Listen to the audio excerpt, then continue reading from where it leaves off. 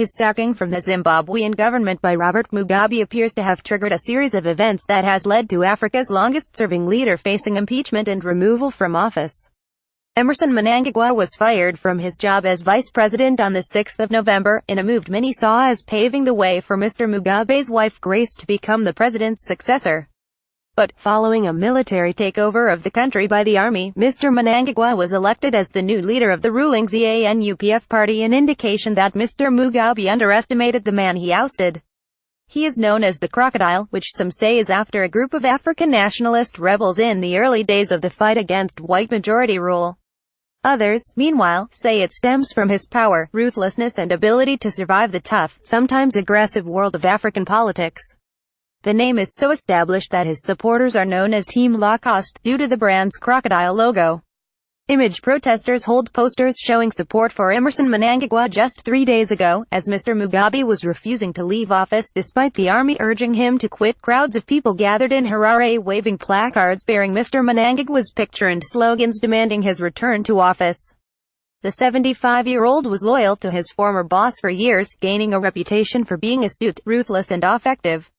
Many say Mr. Mnangagwa was one of those who helped the dictator cling to power when, at times, it seemed as if his grip might be weakening.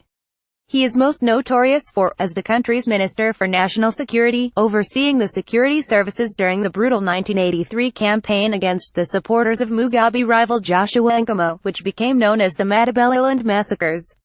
Between 10,000 and 20,000 Ndebele people are said to have died in Zimbabwe's southern provinces during the civil conflict, which involved the Zimbabwe Army's 5th Brigade, equipped and trained by North Korea.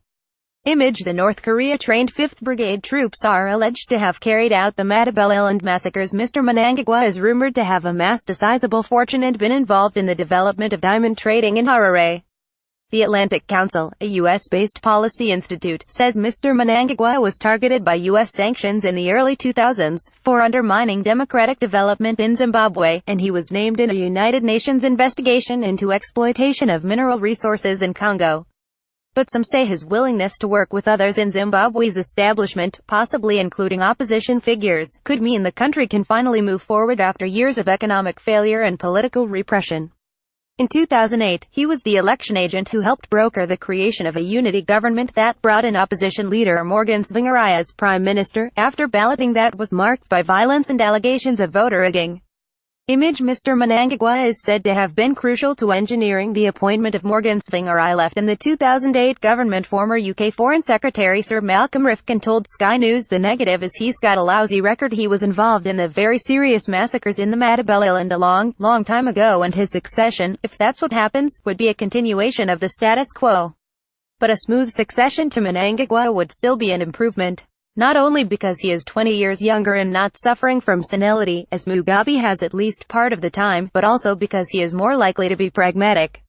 He knows the country is an economic mess. If he is going to make any prospects for success, he has to persuade the international community to help on the financial and trading side, and he's also got to show that he is willing to include the opposition, who could make an important contribution to Zimbabwe's gradual recovery. On Tuesday, hours before he was due to arrive back in his country, after which he could become the new leader, Mr. Mnangagwa said the people of Zimbabwe have spoken with one voice, and it is my appeal to President Mugabe that he should take heed of this clarion call by the people of Zimbabwe to resign, so that the country can move forward and preserve his legacy. Image: Mr. Mnangagwa attends a demonstration as Justice Minister in 2000. So, what is the background of this figure due to take over a role which for many years it appeared no one would ever be allowed to hold? Emmerson Mnangagwa was CV-born Emmerson Mnangagwa on the 15th of September 1942, in Zimbabwe, a mining town in the Midlands of what was then Southern Rhodesia, part of the British Empire.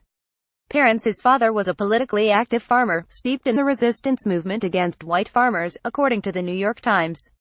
Early education: his family relocated to Northern Rhodesia, later Zambia, in 1955.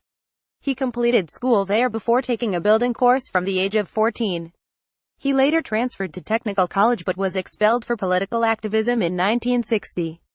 Image Mr. Mnangagwa, pictured with Mr. Mugabe in 2003, had worked with him for many years. Early career while trying to work as a builder, he joined the party of later Zambian leader Kenneth Kaunda before switching to the Zimbabwe African People's Union ZAPU and then the Zimbabwe African National Union ZANU's political fight. He joined the battle against white minority rule in southern Rhodesia in the early 1960s, receiving military training in Egypt and China in 1963. Convicted as one of the earliest guerrilla fighters against the government of Ian Smith, he was captured in 1965, tortured and convicted of blowing up a train.